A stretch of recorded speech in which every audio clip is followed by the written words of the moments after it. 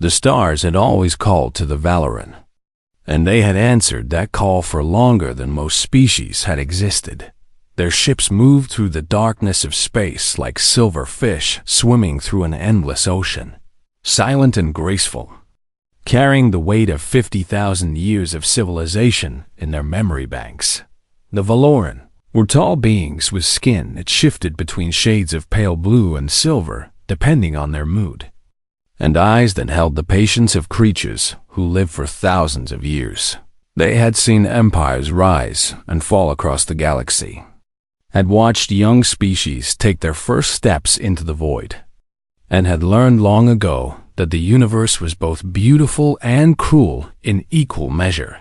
Ambassador Kelveth stood at the observation window of her ship, watching a small blue planet grow larger as they approached. She had been alive for nearly 2,000 years, and in all that time, she had never felt quite like this. The probe data had been clear, but seeing it with her own eyes was something else entirely down there on that tiny world. Creatures walked on two legs and looked up at the stars with wonder in their eyes. They had just discovered fire. A science officer had reported. They painted pictures on cave walls and buried their dead with flowers. They were so young, so fragile, so utterly unaware of the vastness that surrounded them. "What do you think we should do?" asked Commander Verthen, his voice carrying the weight of the question they had debated for decades. The Valoran Council had argued for 50 years about this moment. Some said they should leave the humans alone, let them develop naturally without interference. Others argued that a guiding hand could help them avoid the mistakes that had destroyed so many promising species. And a small group, the ones Kelveth privately agreed with, believed that kindness was its own reward, that helping others was simply what advanced beings should do. "We guide them," Kelveth said finally, turning away from the window, gently, carefully. "And then we leave them to find their own path." The landing party consisted of 12 Valoran, chosen for their patience and their ability to appear less frightening to primitive minds. They modified their appearance slightly, making themselves shorter, their features softer, their movements slower. They did not want to be seen as gods. Though they knew that was a risk, they simply wanted to be seen as friends. The first human Kelveth met was a young female who had wandered away from her tribe to gather berries near a stream. The human froze when she saw Kelveth, her eyes wide with fear and curiosity mixed together in a way that made something in Kelveth's chest tighten with unexpected emotion. "Do not be afraid," Kelveth said. Though she knew the human could not understand her words, she knelt down slowly, making herself smaller, and held out her empty hands to show she meant no harm. The human watched her for a long moment, then did something that surprised Kelveth completely. She smiled. It was such a simple thing, that smile, but it contained a warmth that Kelveth had not expected from such a young species. There was trust in it, and hope, and a willingness to believe that not everything unknown was dangerous. Over the following decades, the Valoran walked among the humans.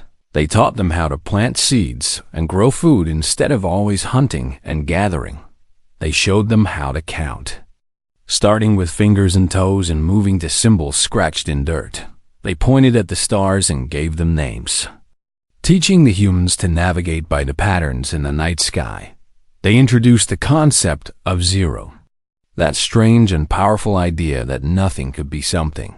They taught them to write, to record their thoughts so that knowledge could survive beyond a single lifetime, always. The Valoran were careful. They did not give the humans weapons or technology they were not ready for. They did not solve problems that the humans could solve themselves. With time and effort, they planted seeds of knowledge and then stepped back to watch those seeds grow. "Why do we do this?" a young Valoran named Telmac asked Kelveth one evening as they watched a human village celebrate a successful harvest. "They will never be able to repay us," and they will probably forget we were ever here. Kelveth considered the question carefully before answering. She had asked herself the same thing many times over the years. We do it because we can, she said at last. We do it because the universe is dark and cold, and every light we help kindle makes it a little brighter for everyone. But what do we gain? Perhaps nothing, Kelveth admitted. Or perhaps the joy of seeing them succeed is reward enough. And perhaps someday, in ways we cannot imagine, the kindness we plant today will bloom into something beautiful. Telmac did not seem convinced. But he was young. He would learn when the time came to leave. Kelveth stood on a hillside and watched the sun rise over a human settlement that had not existed when she first arrived. Children played in the streets, and farmers worked in fields of golden grain. And somewhere a teacher was showing young ones how to read the symbols that would carry their thoughts into the future. They are so fragile, Kelveth said to Commander Vertham, who stood beside her.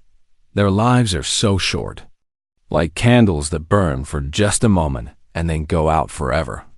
Does that trouble you? No, Kelveth said, surprising herself with the certainty in her voice. It makes them precious. And there is something in them, Vertham, something we do not have. For they burn so briefly, but they burn so brightly. And I think perhaps they will surprise us all someday. Vorthan made a sound that might have been doubt or might have been agreement. We will probably never know, because by the time they reach the stars, if they ever do, we will be long gone from their memory. Kelveth turned away from the sunrise and began walking toward the ship. She paused once and looked back at the human world she was leaving behind. Perhaps, she said softly, but I hope they remember. Not for our sake, but for theirs, because a species that remembers kindness is a species worth believing in. The Valorant ships rose into the sky and vanished among the stars, leaving behind only stories that would become legends. Legends that would become myths, and myths that would become a faint whisper in the collective memory of a species that was just beginning to dream of reaching the heavens. 800 years would pass before the humans and Valoran would meet again, and when they did, everything would change. 800 years had passed as the Valoran left a small blue planet behind, and in that time, their civilization had changed in ways that Ambassador Kelveth could never have predicted. She was gone now, of course, having lived out the full span of her 5,000 years and passed peacefully into the eternal sleep that awaited all Valoran, but the world she left behind had become something she would not have recognized. High Counselor Marin stood at the window of the Grand Observatory, looking out at a city that had once held 10 million souls. Now perhaps 200,000 remained, their footsteps echoing through empty streets and abandoned towers that reached toward a sky their ancestors had once dreamed of conquering. The Valoran were dying, and everyone knew it. It was not disease that killed them, nor war, nor any enemy that could be fought with weapons or medicine. It was something far more terrible, something that crept into their hearts so slowly that by the time they noticed it, the damage was already done. They had simply stopped wanting to continue the birth records for this century, said Medical Officer Selvara, placing a data tablet on Marin's desk with a heaviness that had nothing to do with its physical weight. 17 children born in the last 100 years, and of those, only 3 have survived to adulthood. Marin did not pick up the tablet. He already knew what it would show. The same downward curve that had been falling for millennia, accelerating in recent centuries until it felt less like a decline and more like a collapse. And the death records? 4,216 in the same period. The numbers told a story that words could not express for every child born. Hundreds of Valoran passed away, their long lives finally reaching an end with no new generation to carry on their legacy. The great library stood silent, their knowledge waiting for students who never came. The research stations floated empty in orbit, their experiments abandoned by scientists who had lost the curiosity that once drove them. The ships that had carried the Valorant across the galaxy sat in their docks, their engines cold, their navigation computers gathering dust. Marin was young by Valorant standards, barely 300 years old. Born in an era when births had become so rare that each new child was celebrated across the entire civilization, he remembered the hope in his parents' eyes when they held him for the first time. The desperate belief that perhaps his generation would be different, that perhaps they would find the spark that had gone missing from Valorant souls. But he had not found that spark. None of them had. Do you know what the philosophers call it? Salvara asked, joining him at the window. They call it the Great Exhaustion, and they say we have simply run out of questions to ask. Have we? I do not know, she admitted. We have solved the problems of disease, of aging, of death itself as much as any mortal creature can. And we have built machines that can do any work we require. And we have answered the great questions of physics and biology and chemistry. So what is left? Marin thought about that for a long time when he was young, barely a century old. He had asked an elder what the purpose of Valorant civilization was. The elder had smiled sadly and said that once upon a time, the purpose was to seek, to discover, to push against the boundaries of the possible. But now there were no boundaries left to push. No mysteries left to solve, no mountains left to climb. Everything had been done. And now there was nothing left but the slow fading of a species that had achieved everything and discovered that achievement was not enough. There is a signal, said a communications officer, entering the room with an expression that Marin could not read. It came through an hour ago on the old frequencies, the ones we have not used in centuries. Who would be sending on those frequencies? That is the strange thing, High Counselor. Because the signal is not Valorant, and it comes from a sector of space we have not visited in over 800 years. Marin felt something stir in his chest. A feeling so unfamiliar that it took him a moment to recognize it. It was curiosity, genuine curiosity. The kind he had not felt since he was a child. Play it. The communications officer touched a control, and a voice filled the room. It was not a Valorant voice, not any voice that Marin recognized. But there was something in it that felt strangely familiar, like a melody he had heard long ago and almost forgotten. To the beings who visited our world when we were young, the voice said, speaking in a language that the translation systems had to work hard to decode, "We are the humans of Earth. And we remember what you did for us, and we remember the knowledge you gave us, the fire you lit in our minds, the hope you planted in our hearts. So we have been searching for you for a very long time. And now we have found you, and we are coming." There was a pause, and then the voice continued with a warmth that seemed to reach across the vast distances of space. "We are coming to return the favor." The room was silent. Salvara looked at Marin with wide eyes. The communications officer stood frozen. The data tablet still in her hands, Marin walked slowly to the communication console and touched the playback control. Listening to the message again, "We remember. We are coming."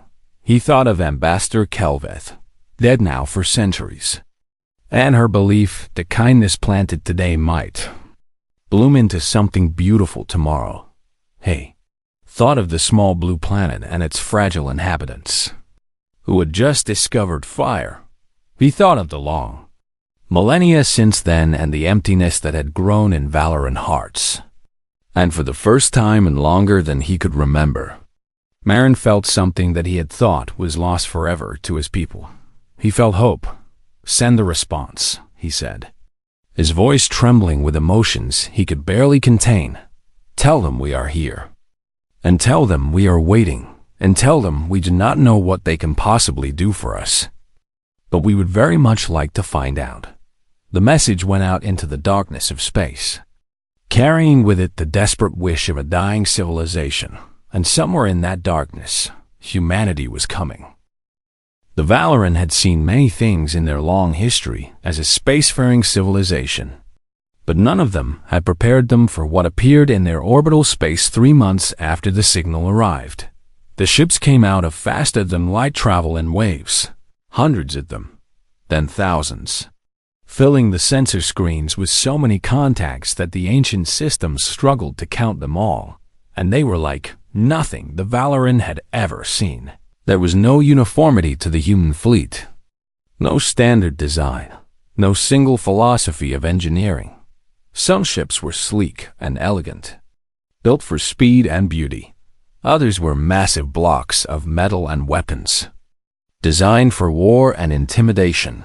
Still others looked like they had been assembled from spare parts by someone who had never seen a ship before and had simply decided to figure it out as they went along. It should not have worked. Every principle of Valoran ship design said that fleets needed standardization, needed efficiency, needed order, but somehow, impossibly, the chaotic mass of human vessels moved together with a coordination that defied explanation. High Counselor Marin watched from the observation deck of the Grand Station as the human fleet arranged itself in orbit around the Valoran homeworld. Beside him stood what remained of the Valoran leadership, a group of elders who had governed their dying civilization for centuries and who now looked out at the human ships with expressions that mixed fear and wonder and something that might have been awe. "There are so many of them," whispered Elder Calthine, her voice carrying a tremor that Marin had never heard before. "How can there be so many?" The data feeds were still coming in, trying to make sense of what they were seeing. The humans had not merely survived the 800 years since the Valoran had visited them. They had exploded across the galaxy like a wave of fire, spreading to 1,000 worlds, developing technologies that the Valoran did not recognize, evolving and changing and adapting in ways that should have taken millions of years. A communication request came through, and Marin straightened his robes and tried to compose himself. "Accept the connection," he said. The holographic display flickered to life, and Marin found himself looking at a human for the first time in his life. She was small by Valoran standards, barely reaching what would have been his chest if they were standing together. Her hair was gray with age, her face lined with the marks of a life fully lived, and her eyes held a fire that made Marin take an involuntary step backward. "High Counselor Marin, I presume," the human said, and her voice was the same one that had been in the message, warm and strong and carrying an authority that had nothing to do with physical size. "I am Ambassador Sarah Chun, representing the United Human Confederacy, and I bring you greetings from the children of Earth." "Ambassador Chun," Marin replied, finding his voice after a moment of stunned silence. "We are honored by your visit, though I confess we do not understand why you have come." Chun smiled, and there was something in that smile that reminded Marin of the ancient records, of Ambassador Calveth writing about the first human she had ever met. 800 years ago, Chun said, "Your people came to our world when we were nothing, just primitives playing with fire and scratching pictures on rocks. And you could have ignored us, or you could have conquered us, or you could have done 100 other things, but instead you chose to lift us up. And you gave us knowledge and hope and the belief that we could reach the stars. We did what any advanced civilization would do," Marin said, though even as he spoke the words, he knew they were not entirely true. The Valoran had chosen to help humanity, and it had been a choice, a deliberate act of kindness that had cost them nothing but time.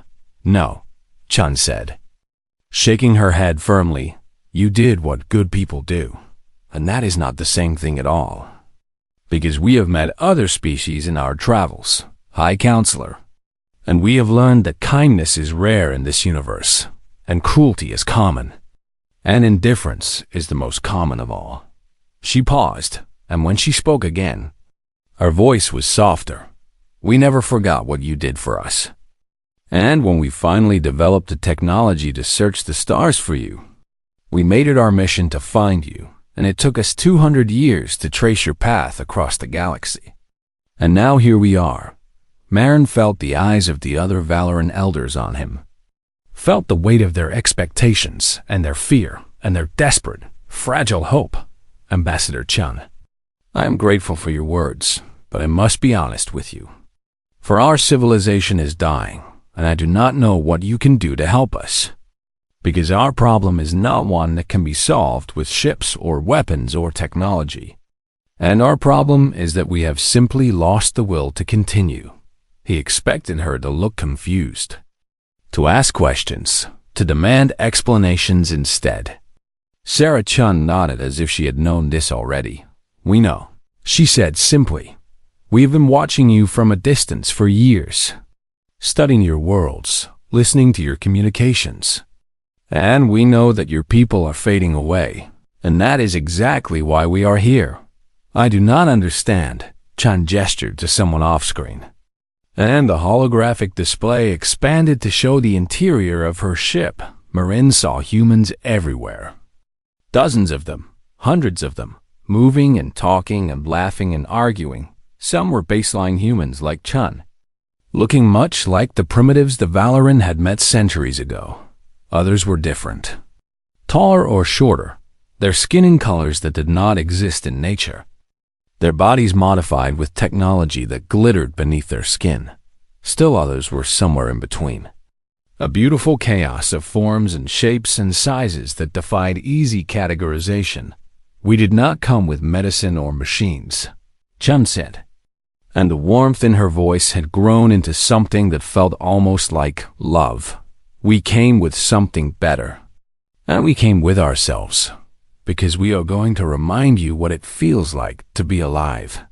Behind her, a group of human children ran past, chasing each other and shrieking with laughter. One of them stopped to wave at the holographic display, grinning with a joy so pure and unfiltered that Marin felt tears forming in his eyes. We are coming down, Chun said. All of us. And we are bringing our art and our music and our food and our games and our stories and our beautiful, wonderful, chaotic humanity. And when we are done, your people will remember why existence is worth fighting for. She smiled one last time. You gave us fire, High Counselor, and now we are going to light one for you. The humans descended upon the Valoran, homeworld like a storm of color and sound and beautiful madness. They came by the thousands, then the tens of thousands, spreading out across the empty cities and silent streets with an energy that the lumber and the universe, the empty cities and silent streets with an energy that the Valoran had not seen in millennia. They brought everything with them. Crates and containers filled with objects and materials that no Valoran could identify. Instruments that made sounds no Valoran had ever heard. And food that smelled like nothing any Valoran had ever tasted in the first week. A group of human artists took over an abandoned gallery in the capital city. The gallery had been empty for 300 years. Its walls bare, its halls silent with the memory of a creative spirit that had long since departed. The humans looked at those empty walls and saw not failure, but possibility. They painted in colors that the Valoran had never thought to use. Wild combinations of red and orange and purple that should have clashed, but somehow sang together in harmony. They painted shapes that made no logical sense.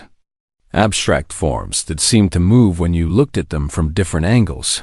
They painted portraits of Valoran elders that captured something deeper than physical appearance. Something that looked like the soul itself. Elder Calthine stood before one of the paintings for 3 hours without speaking when she finally turned away. There were tears on her face, the first she had shed in over 1,000 years. I had forgotten, she whispered to Marin, who had come to check on her. I had forgotten that beauty could hurt like this. In the second week, the musicians arrived, they set up in the Great Concert Hall, a building that had been designed to hold 50,000 Valoran and had not been used since the last composer died 4 centuries ago. The humans filled it with instruments, some familiar and some completely alien, and then they began to play. The music ranged from soft melodies that felt like a gentle hand on the heart to thunderous explosions of sound that shook the walls and made the Valoran cover their ears in shock and surprise. One human composer created a piece specifically for Valoran listeners, using frequencies that human ears could not detect, but that the Valoran could feel in their very bones when the piece was performed. Half the audience wept and the other half laughed, and no one could explain why they felt what they felt, only that they felt something, truly felt something, for the first time in longer than they could remember. In the 3rd week, the human children discovered the abandoned schools. The Valoran had not needed schools for centuries, their population so small that individual tutoring had become the norm. The human children did not understand this. They saw the empty classrooms and the silent playgrounds and decided that this was unacceptable. They organized games, wild and chaotic games with rules that changed every few minutes, and winners, who were declared by shouting louder than everyone else. They invited Valoran children to join them, the precious few young ones who remained, and slowly, shyly, the Valoran children came out of their homes and began to play a Valoran girl named Meltai, only 15 years old and one of just 7 children on the entire planet, was taught a human game called tag by a human boy named James, who was 8 years old and completely unimpressed by the ancient dignity of the Valoran civilization. "You are supposed to run," James explained when Meltai walked instead of ran. "The whole point is to go fast." "Why would I go fast when walking achieves the same result?" "Because it is fun," James said, as if this were the most obvious thing in the world. Meltai considered this for a moment, then broke into a run, chasing James across the playground with a shriek of laughter that echoed off the ancient walls. Her mother, watching from a distance, felt something break open in her chest. It was not pain, though it felt similar. It was hope. In the 4th week, a human chef named Maria set up a kitchen in what had been a Valoran food processing center.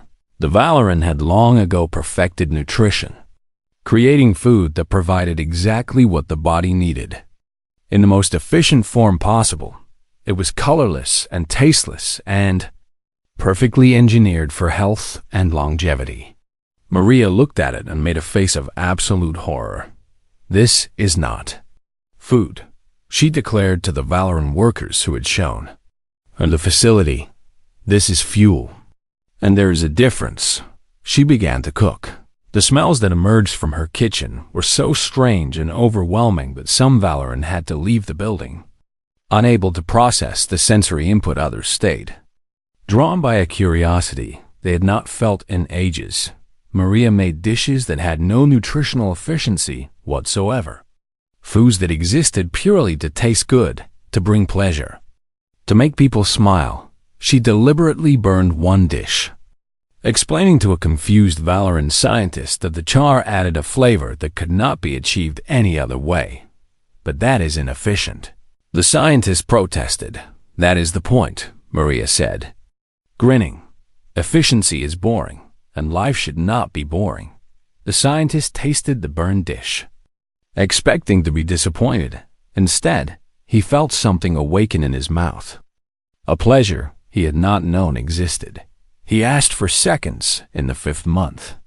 Something happened that no one had expected. A Valoran woman named Sirlith, who had been considered too old for childbearing for the past 3 centuries, discovered that she was pregnant.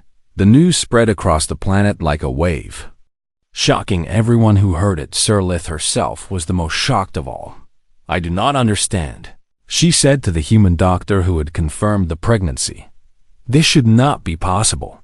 The doctor, a man named David, who had spent his career studying the effects of psychological states on physical health, smiled gently. The body follows the mind, he said.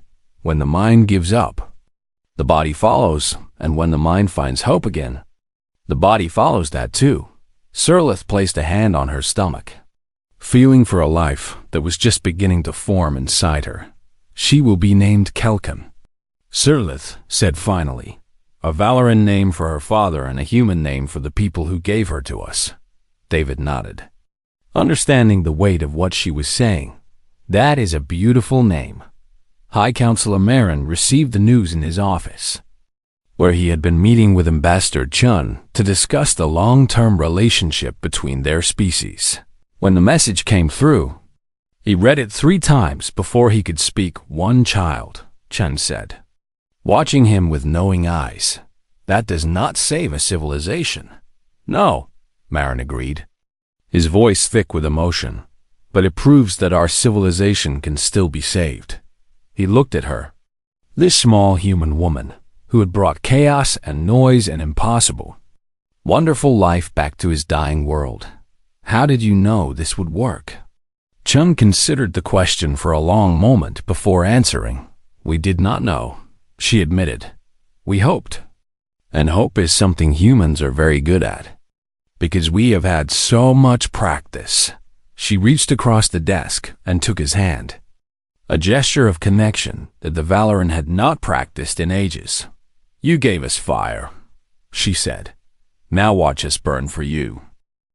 50 years had passed since the humans came, and the galaxy had never seen anything like what had emerged from there. Meeting with the Valoran homeworld was no longer silent. The streets that had once echoed with emptiness now rang with the sounds of a civilization reborn, a mixing of ancient wisdom and youthful energy that created something entirely new. Human and Valoran children played together in schools that taught both the patient mathematics of the ancients and the wild creativity of the newcomers. Artists from both species collaborated on works that neither could have imagined alone. Scientists combined Valoran knowledge with human ingenuity to push the boundaries of what was thought possible.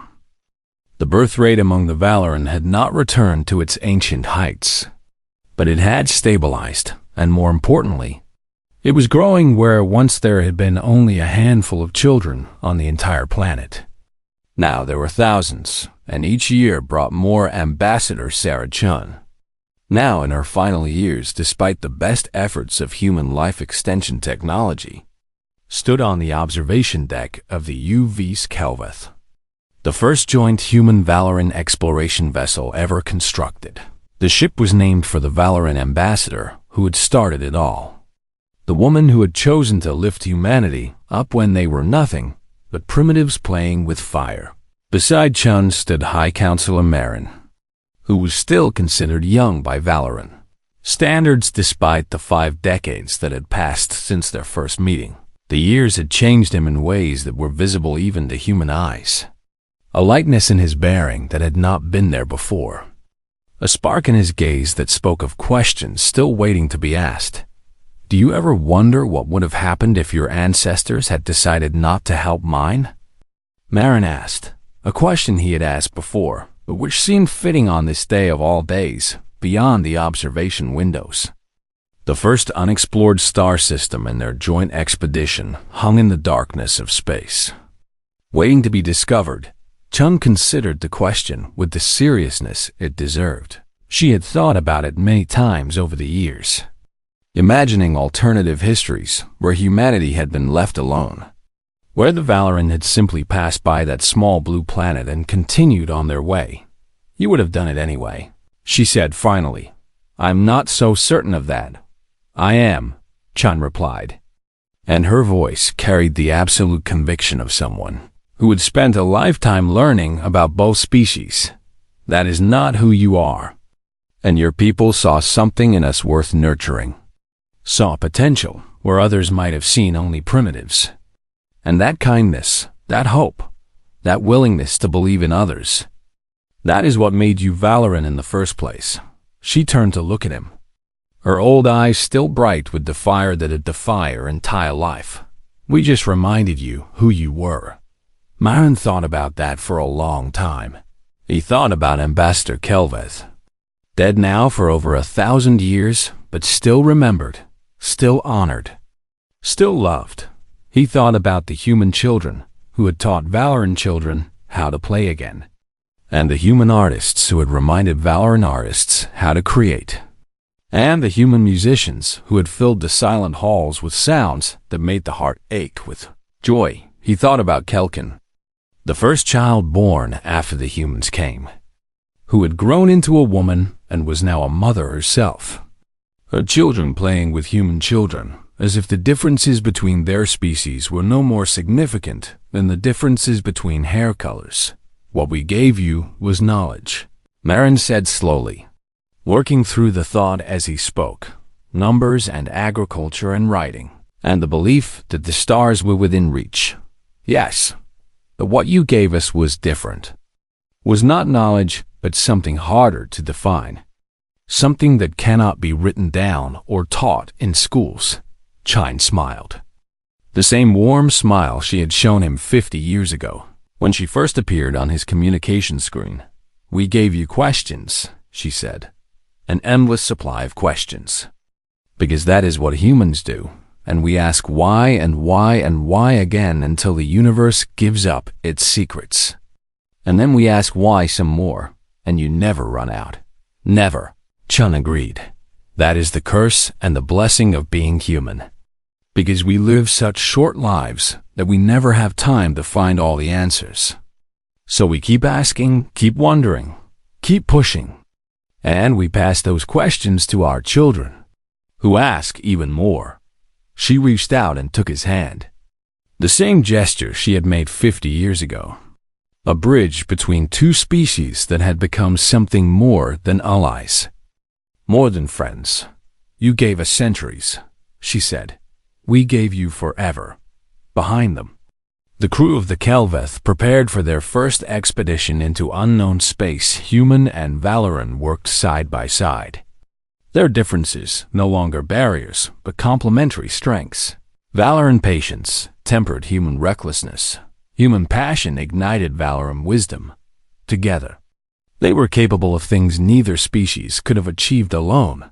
The navigation officer, a young Valoran named Telsera, who was the great-granddaughter of Elder Calthine, called out that they were ready to engage the drive. The engineering officer, a human named James, who was the great-great-grandson of the boy who had taught Multai how to play tag, confirmed that all systems were operating within normal parameters. Marin looked at Chun, this small, fragile, magnificent human who had brought his people back from the edge of extinction. Ready? He asked. Chun laughed. It was a wild, joyful, beautiful sound that contained all the chaos and wonder and stubborn refusal to give up that defined her species. It was a sound that the Valoran were finally learning to make themselves. A sound that echoed through the halls of a ship named for an ancient ambassador who had believed that kindness was its own reward. Always, Chum said. The ship hummed to life around them, its engines carrying the hopes of two civilizations into the unknown. Somewhere ahead, stars waited to be explored, mysteries waited to be solved, and questions waited to be asked. The Valoran had given humanity fire. Humanity had returned the spark, and together, they would light up the universe as the ship jumped to faster-than-light speed, and the stars blurred into streams of light. Marin found himself smiling, truly smiling, with a joy he had not known was possible when he was young. The universe was vast and full of wonders, and he had forever to explore it. He had humanity to thank for that, and humanity, in turn, had the Valoran to thank for everything that came before. The debt was paid, the circle was complete, and the adventure was just beginning.